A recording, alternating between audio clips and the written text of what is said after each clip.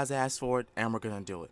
So a lot of you really wanted me to get into some more nostalgia critic videos. A lot of them I've already watched, so we're just gonna be doing rewatches of stuff that I've watched and I haven't really remembered all that happened. I remember a lot, but not all of it. So also I didn't forget the other reaction request if somebody wanted me to do the Garbage Pail Kids. I'm trying to find the composure to do that because I was struggling to watch the first time off screen, like Lord Jesus. But I'm gonna get into this. The first one for this is going to be the top 11, because a lot of you wanted me to do top 11s. So top 11 dumbasses in distress. Let's do it.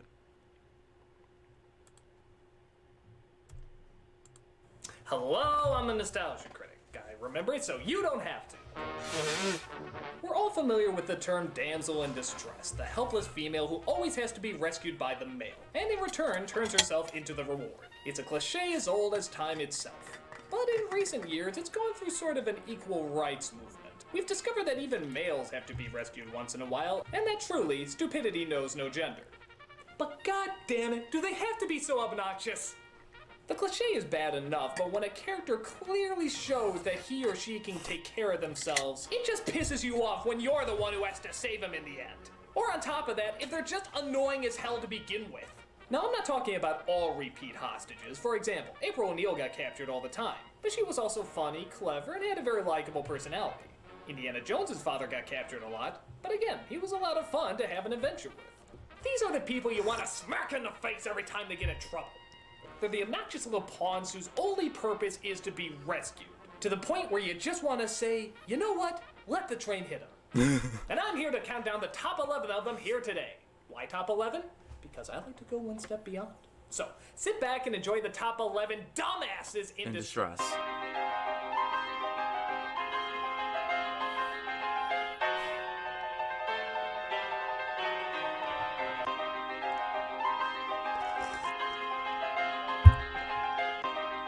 Number 1.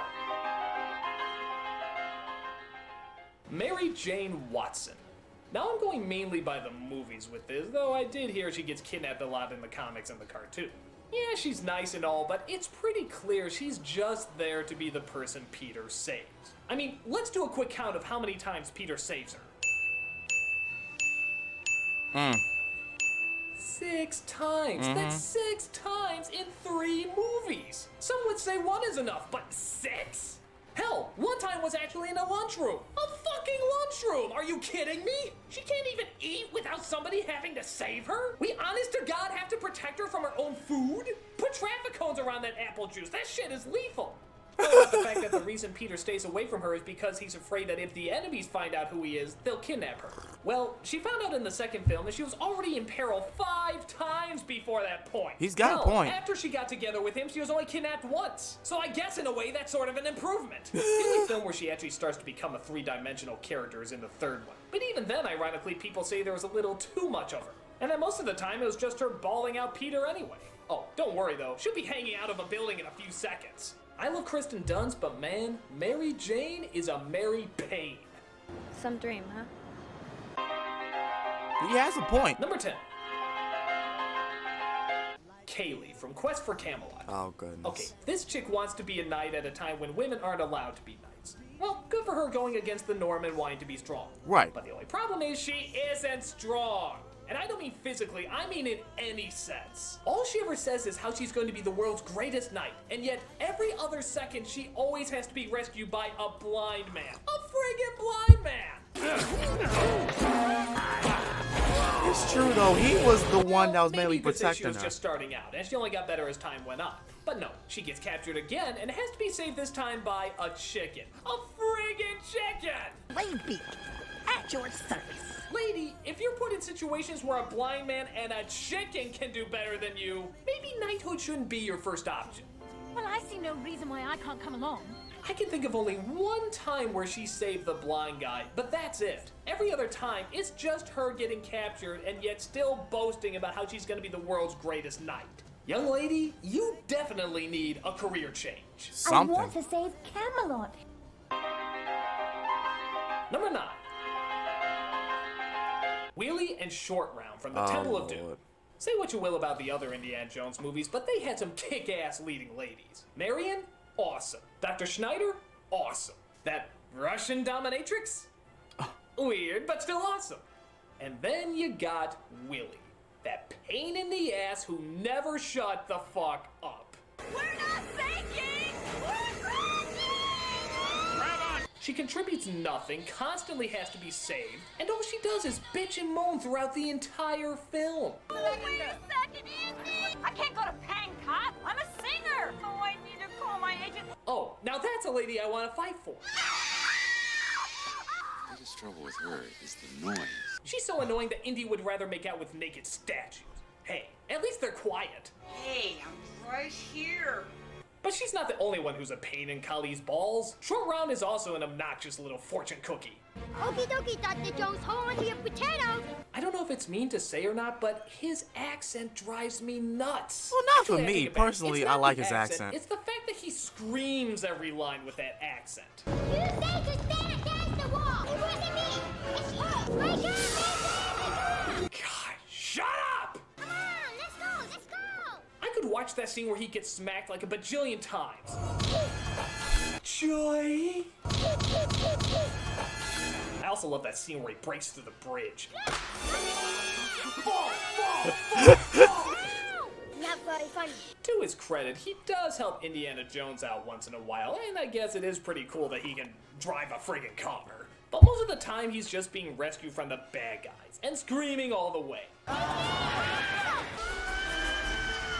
Indy, if you honestly think these two are worth dying for, they ain't. Trust me when I say your Willie is not worth saving when she acts like, well, your Willie. You know nuts. He's crazy. Number 8. Robin. Just about every variation of this character has him as the whining little decoy. I mean, just look at what he's wearing. Batman is dressed in black so he can blend into the shadows. He wears the mask so he can strike fear into the heart of his enemies. Robin just looks like a bullseye. He seems to just scream, "Hit me!" Everybody knows it and everybody makes fun of it. Even Tiny Toons. They actually did. Someone who can wear a bright red uniform and draw all the fire. Attention. Now, what do you say, decoy, to take hostage? I think there's little point in discussing retirement benefits. It was pretty annoying in the animated series too. He just seemed like that dweeb that was gonna try and represent the younger, hip crowd. No problemo, Batman. Yeah, remember how many times you said that growing up? Don't look at me. I flunked Greek mythology, remember? Surprisingly, the character was a little more badass when they switched him to the younger kid. But even then, he had his fair share of hostage situations too. Actually, Robin was one of the few things that the movie Batman Forever did okay. They did make us feel the pain that he was going through, and shockingly even managed to turn that bullfighter cape into a pretty cool costume. It's the only time Robin actually sort of looked classy. Right. But even in that movie, by the end, he had to be rescued 1, 2, 3 times in the entire third act. And of course, do we even need to discuss Batman and Robin? Let's not. How does dialogue go again?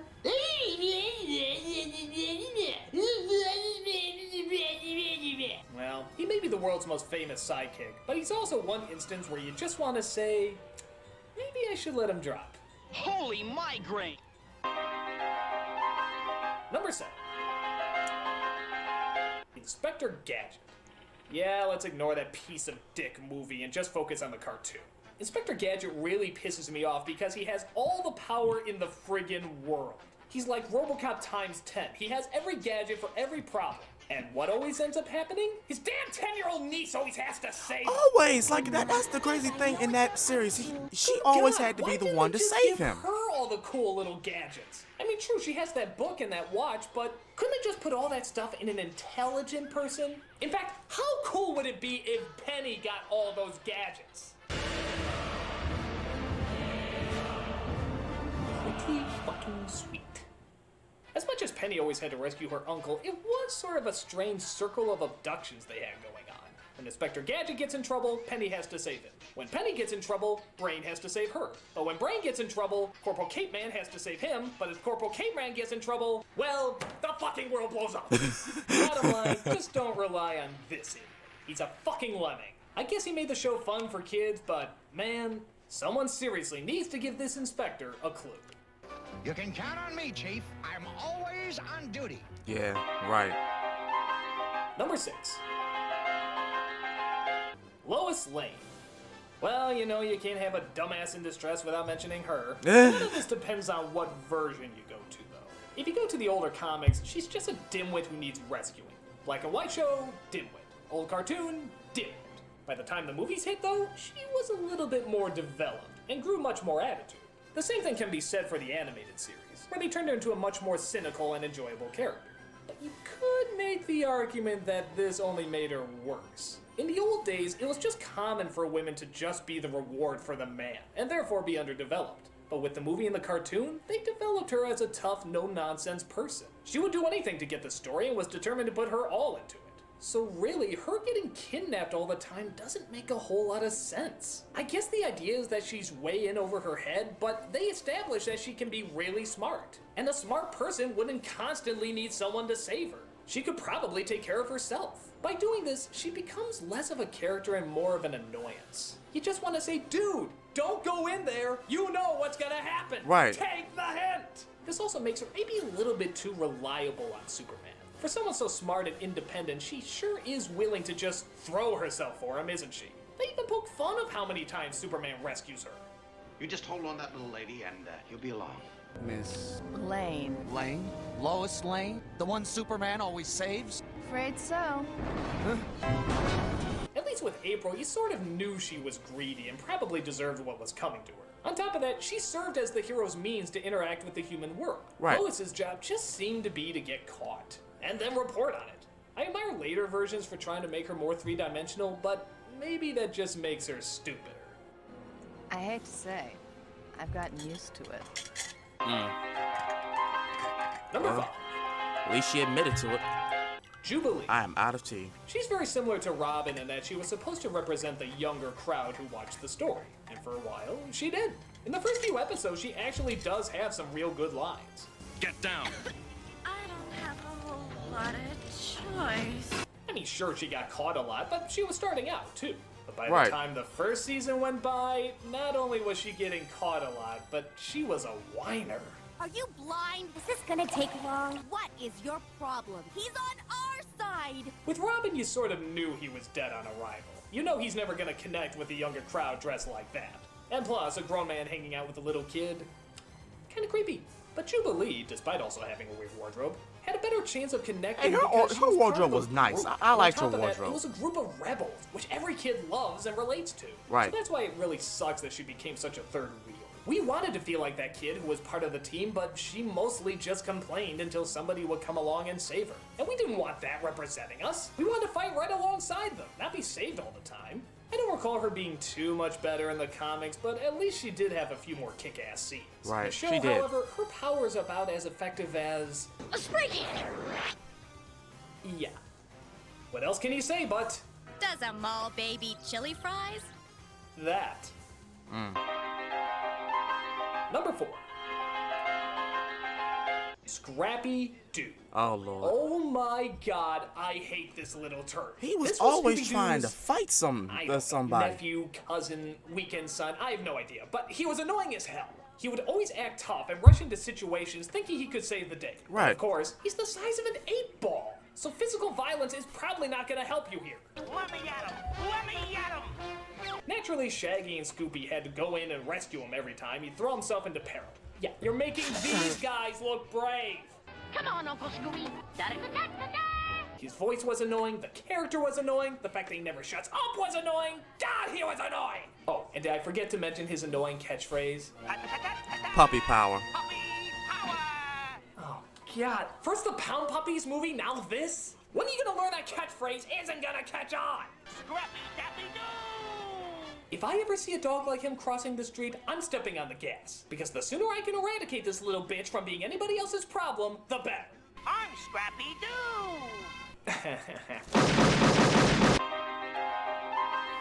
Number 3. Jar Jar Binks. Oh, God. As if I even need to go into much detail. He cemented himself as one of the most annoying characters in all of cinema. But on top of that, he always has to have his ass saved as well. Even when they first meet him, they have to rescue him from something. That's a good introduction. You saved my again. Now, a lot of people would say that Jar Jar Binks is the reason why the Emperor Palpatine took over so easily. I say it's more than that.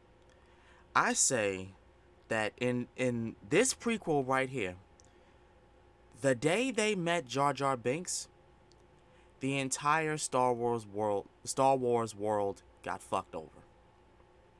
The entire thing. Because when they met him, they met young Anakin, well, little Anakin, and he was doing okay at that time. But as more of the time that he stuck around, Anakin got affected, the princess got affected, Qui-Gon died, Obi-Wan,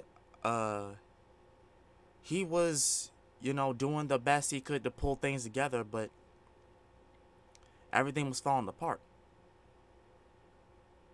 And also, because of his presence, just because of his presence, I truly think that the Jedi would probably have been on Anakin's side instead of always assuming that he was going to do bad things, that he was going to be bad and whatnot. Because at first they thought, well, they were feeling that this was not a good idea to train Anakin. So yeah, that's what I truly think. I think that when they met Jar Jar Binks, the entire Star Wars world got completely turned upside down. That's just my opinion piece. What's this? A local. I think the most I've ever seen him do in these movies is lead them to where the underwater city is. That's it. Everything else is either getting himself in trouble or getting other people in trouble. Right. And then somehow this guy actually gets a position of government. Exactly. So I guess That's sense, the saying thing. Nothing but garbage, being terrified of people, and yet never listening to what they have to say. Yeah, that adds up. And I guess I'll point out what everyone else has as well. If Jar Jar was never put in power, then the Emperor never would have made his clone army, and everything wouldn't have gone to shit. So, yeah, everything that goes wrong in the following movies, you can totally blame on Jar Jar. Because of Jar Jar, yep. What else do I even need to say about it? His voice sucks, the character sucks, he can't take care of himself, and he doomed all the galaxy. Fuck him. And I'm gonna say this also. Had they had just left him when he took them to that underwater city, it probably would have been okay. After that, they should have cut him off right then and there. Told him, you need to stay right there. But because he was banished in the underwater city. They banished him. So I guess they thought that he was their problem and they didn't want to abandon him and whatnot. I say that they should have. I'm just saying. The ability to speak does not make you intelligent. Number 2. Princess Peach. I could punch this broad in the face. Really, I could. I could too. How many times has this whore been kidnapped? Haven't they upped the security yet so that it doesn't happen anymore? And every time it does happen, she just keeps her pretty little smile. Tee, fuck you, bitch. I'm risking my life for you for the 20th fucking time. And don't you dare insult me by saying you're gonna bake me a cake. No. You give me a position of power, you fucking bimbo. I know more about this kingdom than you do. You see, I've been through it like a million times. You can't even stay around long enough to remember what it's called. I'm running the show now, Peach. I'm running the show. I don't know. I think it's just the attitude. The fact that she has no problem that you have to save her all the time. I truly believe that Mario, in that case, of all the Mario games that he has had to save her, like the same can be said for Zelda. I mean, the same can be said for Zelda and Link. If all the times that Link has saved Hyrule, Mario and Link should have been kings of their own universe. Honestly, like if you've been there for that kingdom, said world to save, like how many goddamn times? There's had to be some type of recognition where people trust you more than the current person in power. Link has saved Hyrule so many doggone times. Mario has saved the Mushroom Kingdom so many doggone times from any type of threat. And he's just a plumber. He's just a plumber. Link is just an what is he technically? What is he technically? Is he an elf? Is it an elf or is it? I forget. I forget what technically Link's species is. I forget. It'll come to me. If if anything, y'all will probably remind me. But yeah, they're supposed to be common, ordinary beings, and they do outstanding things like saving people. If anyone should deserve to be called king, it should be those two. They have fought for others who could not fight for themselves. They have rescued others who couldn't, who were like really in peril. You know what I'm saying? Like, good God, make Mario king, make Link king. Make them king. Don't keep leaving the royalty position to Princess Peach or whatnot. Regardless of what different versions, different comments say, like they can have that. I'm not saying they're not strong, but they're just not in a position where they can run a kingdom or run to run a kingdom and whatnot, because obviously it's not working. I'm just saying. Of course, that's just my opinion. Y'all can have your own opinion. All respect. It just never seems to faze her. She never seems to feel bad. In fact, listen to this note that they have in the Mario Brothers Wii game. Dear Mario, because of my most recent kidnapping. Recent kidnapping? What is this, just another day at the store for you? It doesn't even faze you anymore. You go out there and risk your life, whore. It ain't easy. The other thing that annoys me is just that she never does anything. She just smiles and gets caught. That's it. Oh, wait, there was Mario 2 where she could friggin' fly in the air. That was really cool. But guess what? That was a dream. It never happened. So that literally means she has contributed nothing in any of the Mario games. Okay, you got Smash Brothers and Mario Party and so forth, but come on, they're just go-karting and playing games. Hell, she uses a frying pan as a weapon. A frying pan and her butt. These are what women in the 40s use as weapons. Are you fucking serious? Next you'll be telling me her main weapon in a game is crying.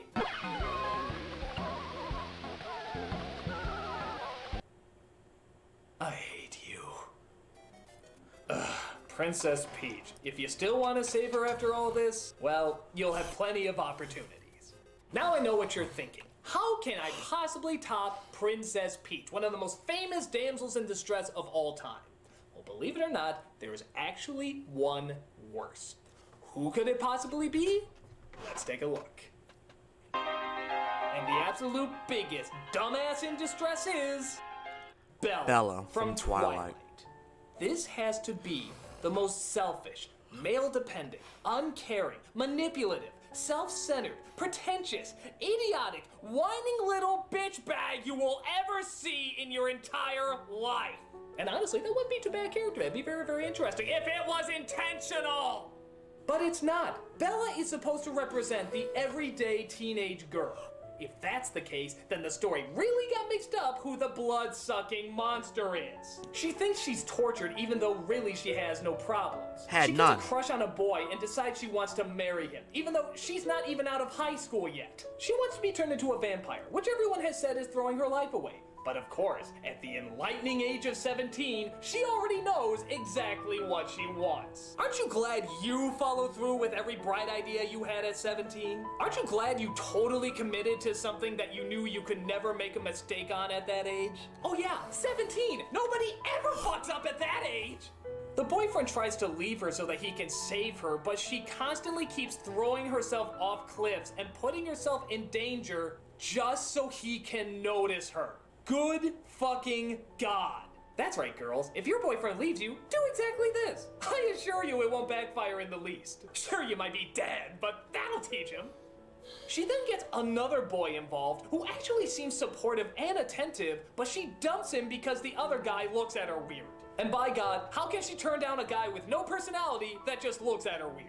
Again, one of those brilliant choices you make at 17. So now a whole war is going on, all because of her. And everyone is going out of their way to try and protect her, and she's simply like, yeah, that's cool. Oh wait, she does try to say once that she's not worth it, but that only lasts a few seconds. She then realizes that she is worth it, and is totally on board with having muscle boys carry her around everywhere. And just as her boyfriend finally agrees to marry her, imagine a boy being pressured into marriage, she dicks around with the other guy yet again.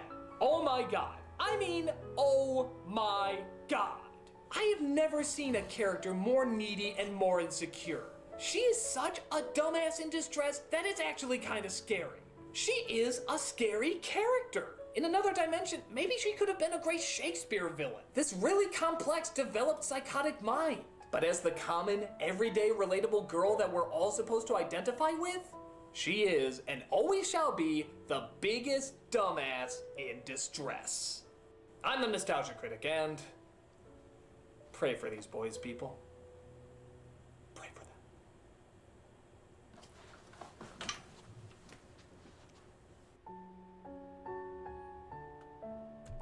Yeah, like, I'm not really a fan of Twilight, and I already knew the whole outcome of that whole thing, because it was, I want to say it wasn't something that I didn't expect, because it was boiling up to the point where everyone in that world was trying to save her, but she honestly didn't have that much say as to what was going on. Like, even when she got her powers, vampire powers, she was still, like that. And the thing about it is, at 17, bruh, I'm just gonna say this right now, she was trying to get that man in jail. Because you're still 17, you're not 18. If you were 18, that would be something different. But you're 17 years old. You're dealing with a man who's technically, I want to say 50 years older than her. I mean, because vampires live longer. They're eternal. Especially for I forget what his damn name is. The vampire guy. Like, he was way older.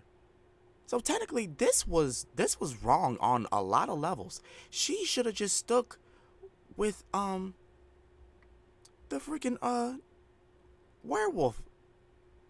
Well, the lichen, I want to say. I prefer lichen other than werewolf, but I know he's a werewolf. But good God. Like, that makes sense. Go with him. Someone who is around your age, and not the guy who is 10 times older than you, and was literally telling you that, this is really a bad idea. Maybe we should stop, because I'm in a fucked up situation. You still have your life. No, she wants to throw it all away.